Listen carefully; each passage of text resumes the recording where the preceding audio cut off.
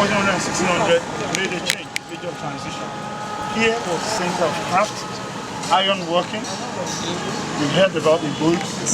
Those things are collateral. We heard about making alloys out of metals using the similar materials, bronze, and that's why I wanted to come with the car. But that you see, that was the work of master craftsmen. Nothing else. Not with the Chinese, not with the Greek, not with any. That Eophorbenus, the German archaeologist who came here in 1958 and found it in Eophor, further down there. He's been student for over 10 years and will not be of African origin. Why? Because of the accuracy. Sorry. It's okay. So it was the first time man learned to make shell-thin structures, intricate structures. No blows, I read mechanical engineering and specialized in electrical. So I know quite a lot about metallurgy. To do so requires, it's not just a fitting moment, it's a lot of patient work and understanding how materials combine and transition temperatures. You know what we're talking about, structures, face-centered, cubic and structural, chemistry and metallurgy and chemical engineering, all of this is there. Now, having said that, this same economy was frozen at that point and they began exporting as slave. The same people that they exported there, and I was explaining this, became the inventors of the other side. Because they took them there to work as slaves, plantation. The first inventors in America were agriculture, and Google them. You heard about George Washington Carver. He did them. Over 50 inventions, not patented. From the first regime, from the Americans. So you know this. You go to developed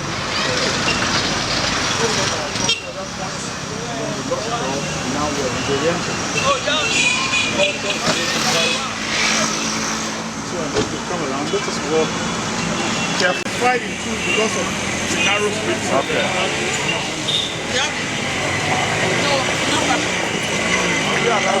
That's what it looks like. Rock before. I saw it the TV. Yeah, who hasn't seen this type of rock before? Yeah, everywhere. This is correct. Thank you very much. Is what? Correct. This is ironstone. I call it ironstone. This is the material which, when you subject to sufficient heat, it will yield this iron, flow out as grains, as a vein. It's one of the evidences that you know that there was iron working. Several iron working cupolas were found around the lake.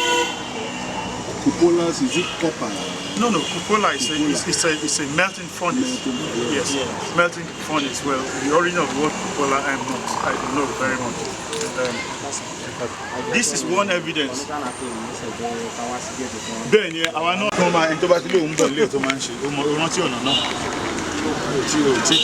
Okay, now, go to shrine, there's all of that. The reason we are walking here, I've seen people start walking here, and I want to show us. Yeah, this is the ironstone, which is just one of the evidence. What I want to show you is different. I know I swept around it.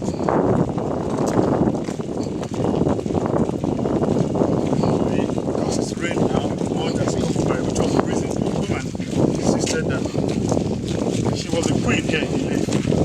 And she would say that if you offended her, she would say, okay, I am coming to see you. Yeah, that's all.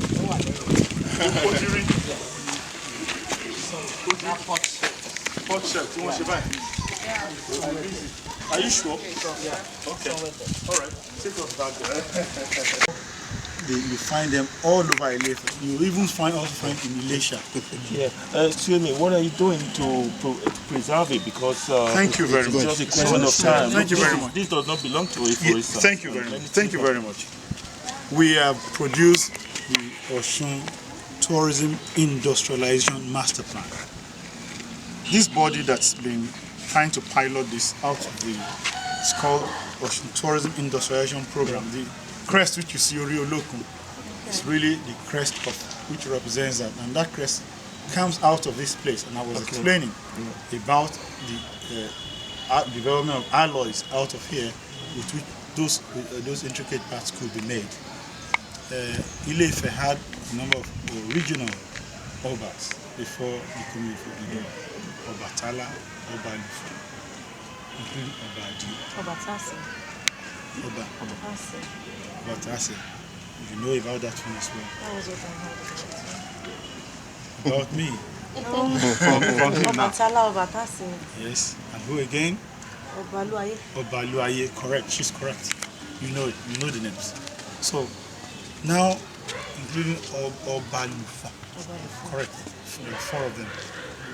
Obalufon were the first clothiers. They made fine linen cloth, which you see in the crown of kings. And that's why if you look at Yoruba and the variety of dresses, including the kente that people use in Accra, they left from Ile-Ife. They will tell you so that they are from Ile-Ife. Just one, which is a variant of this that this one you see me wearing. Now, it shows you that we had a highly developed craft economy, which was a pre-industrial economy. Throughout the world, that was a pattern. But to move between the pre-industrial economy, which is jobbing production, one-off production, where there's no standardization, but each craft is unique to itself and finished, require application of jigs, tools, templates, and fixtures. And in understanding this, then you can replicate anything you have produced to a standard consistently and then multiply the volumes. This was where we were frozen, and then we drove ourselves into the transatlantic slave trade, which followed immediately after the Arab slave trade, because a lot of all the black faces in the north today, they were transported away from here due to wars. Wars create instability. Once there's instability, you will fuel mass exodus, which was the reason why a lot of people were captured and sold into slavery. Of course, they were not willing, but they went away with a complete worldview which had been developed here in Ile-Ife. Complete. Religion, culture, governance, complete. And the few of them who did not lose it, and they kept it in the Ifa corpus. Because I was on a tourist delegation from Osun in May to Cuba, and we were simply amazed when people began to recite Odu-Ifa. They didn't know what they were saying. They were chanting and singing a Batala song. They were using the umele. They were using bata. We have a Cuban bata, all-female bata troupe here, who will be entertaining us on Sunday at the Center for Black Culture. The truth is this: all of these things were from a developed society. We lost these inventors who would have moved us to the next phase, and they contributed to what America is today. They contributed to what all of the Caribbean basin is today, of course. But they also gained one sense which we have lost here, that there's no free food. Think about it. They didn't need to pay children's school fees to go to heavy universities.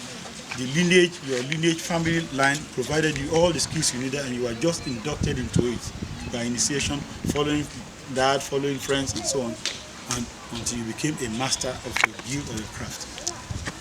Having reached that stage, you could marry 10 wives, have plots of land. Can we do it now, sir? Yes, it's a choice. Yeah, some people still do, but you know, you cannot run a mercantile economy on that basis. No. The taxation laws will ensure that you are heavily punished and there's no advantage. Of course, you must now hire other people's labor through what you call domesticating other people's labor in employment to do the work for you, rather than you trying to be father of the whole world.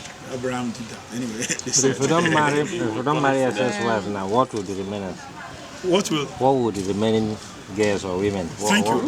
That's an issue which really you can also ask the remaining men, because just all of us do have a need for love, for affection, for someone to talk to, and that's a problem this generation must solve. Does that mean each woman is entitled to 2 women? It's not a matter of entitlement. 4. Now, what I found is that when old age comes, loneliness definitely comes. Those who do not have children or do not have a husband or do not have a wife know how bad and debilitating it is. Society must find some sensible way to solve that. The West couldn't solve it because all the male-female marriages broke down. Now they became gay and lesbian. Now they have crossed the boundary, and I will tell you why. once you get into law and you say, well, male can marry male, female can marry female, what causes all the problems in families? It's about consanguinity, it's about property rights. It's about money. Once you introduce that, and law is the medium of enforcement. Once you get into that, even that they sought for comfort that, well, a girl can play with a girl, no pregnancy, but I'll have excitement, boy with boy, and so on.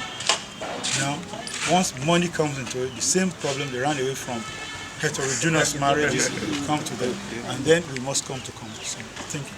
You're on camera, sir. Question different from all the about. And now you made that access had the opportunity to topple the social order. The only thing which has been constant in society is about classes and the struggles between classes. And it goes on and on and on. Only that more decent societies find out that we must blunt the edges of the roughest edges of this problem, so that we can have a more humane and sustainable society. Because the ultimate end of all conflicts is that it may lead to antagonisms that turn into war, and war destroys everything. The ultimate folly of man is war. Those who have seen war will tell you, no. Those who haven't seen it, they will try. My friend was saying he didn't know, they just said they were demonstrating and somebody threw a stone next, police were firing their shots. Of course.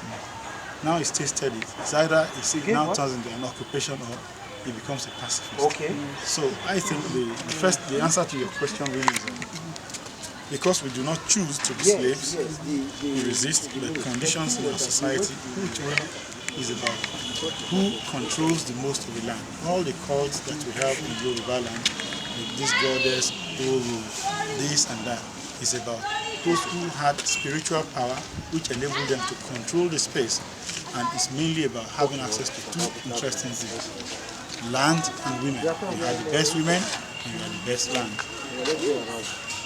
It's the same thing that goes on into the society, but in a more refined way. Any force of power you had, including the ability to be the best actor, the biggest businessman, it just makes you to have access to the finest things of life. What's finer than a woman? I've not seen one. Well, what's better than having all the land? You think about it. Nothing you do upon that, which, if it's not upon the land, it's not done. It will be done upon land. And the land will have no value unless the woman reproduces people who are in your image. If I give you a pen today, best pen in the world, golden, it's made of platinum, it was manufactured in mass, and all of that. We use sintered materials under zero gravity and everything. I give it to you and I say, hey, this, yeah. What do you do first? You write your name or sign your name. Therefore, we are at egotists. We want to extend ourselves. This is a process that constantly goes on. Because of time, let us. Can I ask? Okay, should I Okay, wave as you pass, one by one, so that wave as you pass. moving tight. That's on you go with. Christian society was very spiritual because we were contending with the forces of nature. Here is you with little knowledge. We have none of this technology. We have none of it. They have knowledge there. So when you say you are in the knowledge economy, I don't like to use that word. The world has always gone to knowledge economy. You have the knowledge intensive economy here.